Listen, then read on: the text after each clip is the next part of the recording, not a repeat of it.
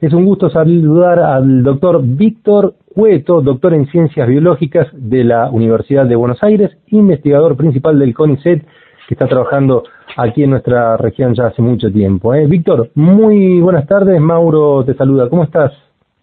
Hola, ¿qué tal? Buenas tardes. Muchas gracias por llamarme y bueno, con gusto para poder participar del programa. Bien, Víctor, ¿hace cuánto tiempo estás trabajando como investigador, obviamente, del CONICET y también aquí en el CIEMEP en nuestra región?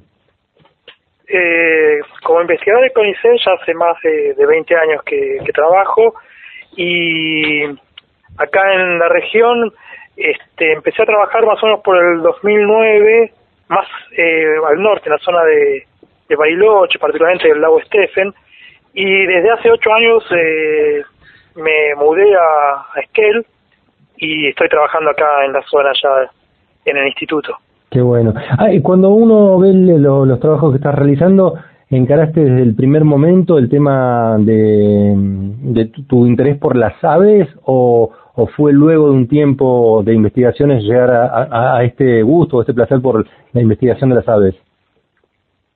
Bueno, uno, a medida que cuando empecé a investigar, trabajaba en realidad con ratoncitos, con ratones, pero siempre tuve un interés por las aves y en un momento en particular se dio la posibilidad de iniciar proyectos con ellos, con este grupo de animales, y ahí ya empecé a trabajar.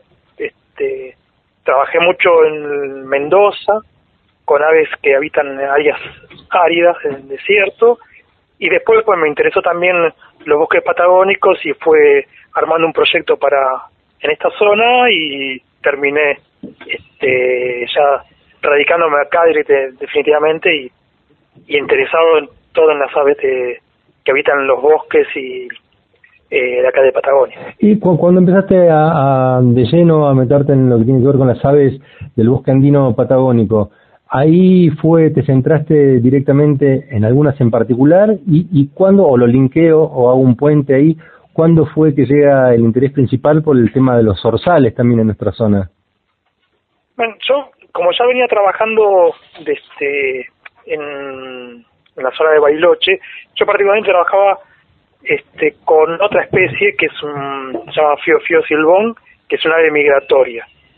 Pero cuando ya nos radicamos acá en Esquel, como suele pasar muchas veces con la ciencia, aparecen cosas que son observaciones que a uno le empieza a llamar la atención. En particular con los zorzales, pues mi esposa, que también es bióloga y investigadora de CONICET, un día que a poco tiempo de vivir acá en Esquel, me dice: mira, estoy viendo unos zorzales que tienen como los picos muy alargados, medio raros. Y entonces ahí empezamos a prestar atención y los veíamos acá en la ciudad, ¿no? En el jardín de la casa. Y empezamos así, notablemente había individuos que estaba mucho más alargado el pico, y eso yo conocía a un veterinario que trabaja con aves silvestres en Estados Unidos, entonces lo contacté para ver si él sabía algo acerca de qué podía estar generando esta malformación del pico.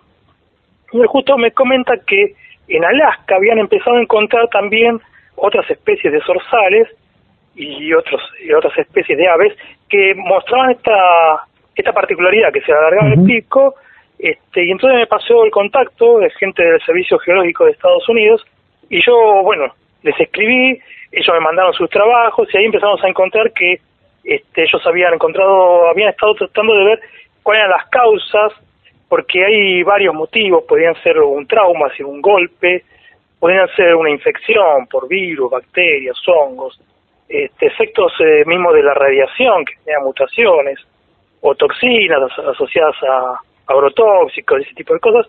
Y al final ellos, haciendo su trabajo, encontraron que hay un virus nuevo, o sea, el nombre de poesivirus, que aparentemente sería que hay mayor cantidad las aves están infectadas con este virus, y aparentemente es el que estaría generando esta malformación. Entonces, bueno, nosotros, como estaban todas estas cuestiones, empezamos a estudiarlo un poco más en detalle. Yo trabajo en un campo próximo a la ciudad, entonces empezamos a ver si si esta malformación también aparecía en el campo, y efectivamente era así, y con estas cosas de internet también raras, o que generan interacciones,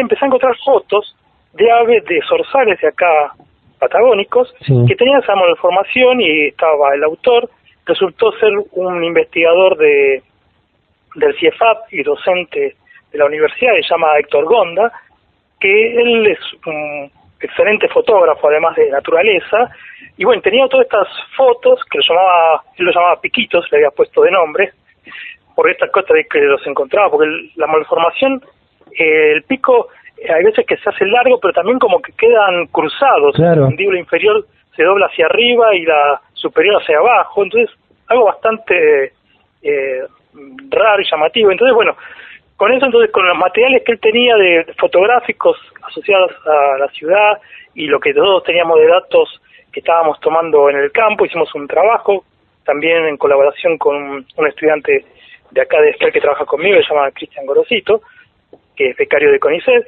Y bueno, entonces empezamos a trabajar y a encontrar qué proporción de individuos tenían esta malformación, si eso les generaba algún cambio en su condición física, y empezamos a ver que aparentemente las sensaciones los datos que teníamos era que sería más abundante en la ciudad que en el campo. Por otro lado, nos asociamos con esta gente de Alaska, del Servicio Geológico de Estados Unidos, para tomar muestras. Se hace un hisopado del pico y de la cloaca del ave, y entonces ese material lo enviamos a Estados Unidos. Ellos empezaron a hacer un primer análisis y no resultó que tuviese el virus que habían encontrado allá en Alaska. Yeah. Pero bueno, lamentablemente con todo esto del COVID, los laboratorios sus laboratorios fueron, empezaron a formar parte del análisis de muestras por COVID allá en Estados Unidos, entonces se frenó toda la investigación, estamos esperando de que vuelva a avanzar. Pero está en una pausa, Víctor, esta investigación, ¿no? Solamente en una pausa. Claro, sí, la idea es continuar tanto con la gente de allá de Alaska de las muestras, como estudios que estamos haciendo acá. Particularmente lo que nos interesa es ver esto de si es más preponderante la malformación en la ciudad que en el campo, en las zonas rurales. Y entonces estamos haciendo un trabajo de muestreos desde el centro de Esquel, por los barrios, por ejemplo, Barrio Buenos Aires, Villa Yelén, y después seguimos un poquito más al sur. Yo trabajo en la estancia del Principio, que está acá a 5 kilómetros de la ciudad, y entonces estamos viendo si hay un gradiente de cambios en la proporción de aves con malformaciones. Qué buen dato, qué extraño también esto. Y pregunto si los resultados o algunos resultados de la investigación que van tomando tiene que ver con si este virus o esta malformación, perdón, solamente se ha encontrado en los zorzales que tenemos aquí en la región, o ha estado o está presente en otras aves también. Mira, de los estudios que tenemos nosotros aquí, encontramos en una calandria, pero más de cerca de la costa, ahí por la zona de las plumas, pero no es similar a lo que le pasa a los zorzales. Y esa es muy probable que haya sido que el ave se lastimó y sobrecreció el pico en esa zona. En otras especies, por lo menos de acá de Patagonia, no lo hemos encontrado. Sin embargo, este tipo de malformaciones aparece en otras especies en otras partes del planeta, ¿no? Ha aparecido en Alaska, en varias especies distintas, y también en Europa la han encontrado. Es algo un poco generalizado. Víctor, ¿y esta malformación a los zorzales les trae una consecuencia o impactan en sus hábitos alimenticios? Hasta ahora vimos que no, pero lo que por caso en las aves que algunas de individuos de la zona del campo sí encontramos que le había generado que estaban muy flacas, ¿no? Los individuos estaban muy flacos, habían perdido masa muscular de pectoral para el vuelo, entonces les costaba volar, realmente estaban mal. En cambio, en los de la ciudad, por lo menos no hemos visto que estuviesen estar afectados. Y eso es un poco la idea que tenemos, porque como en las ciudades hay, sobre todo en otoño e invierno, hay muchas plantas que exóticas que se ponen para los jardines, que producen fruta, entonces los animales como que podrían tener más alimento. Y por otro lado, los zorzales comen muchos lombrices, babosas, animales que están en la tierra. Y entonces, en la ciudad, como se riega, se mantienen los jardines, puede ser que haya mayor accesibilidad a alimento o más fácil que en el campo, y entonces eso sea lo que permite que los animales sobrevivan mejor. Y por eso tenemos esa expectativa de que hay mayor abundancia de individuos malformados, con malformación del pico en la ciudad, que en el ámbito rural, en el campo. Víctor, perdón, no, discúlpame, seguí que te interrumpí. ¿Sí? No, porque como yo trabajo en otra línea de investigación que se denomina ecología del movimiento, que es en tratar de entender cómo afecta el movimiento de los animales a su relación con el ambiente y el desarrollo de su vida. Y entonces, una de las cosas que estudios es el movimiento, por un lado, de aves que migran largas distancias, pero también me interesan los movimientos locales. Entonces, también trabajo con otro... Bueno, en investigación en general uno trata de hacer muchas colaboraciones porque es la manera de incrementar la posibilidad de hacer cosas, ¿no?